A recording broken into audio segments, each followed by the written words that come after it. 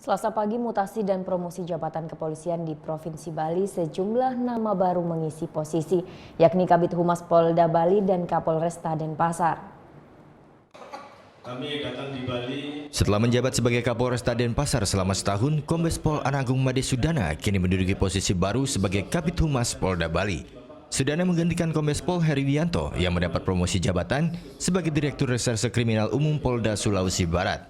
Sementara untuk posisi Kapolresta Denpasar, kini dijabat mantan Irbidops Itwasda Polda NTB Kombes Pol Hadi Purnomo.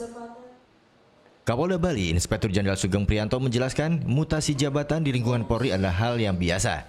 Kapolda meminta kepada para pejabat baru untuk menunjukkan kinerja yang maksimal dan tetap menjaga citra positif Polri di masyarakat.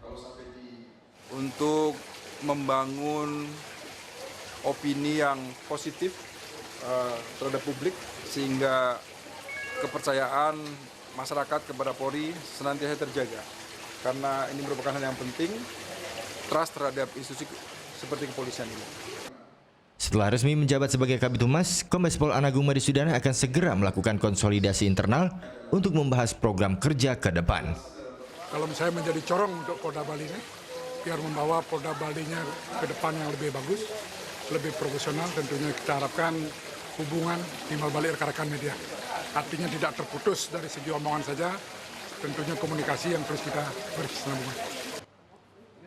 Salah satu program prioritas adalah mempersiapkan hajatan besar Sidang Umum Interpol ke-85 yang akan dihadiri 198 negara menjelang akhir tahun 2016. Muhammad Hasanuddin melaporkan untuk NET.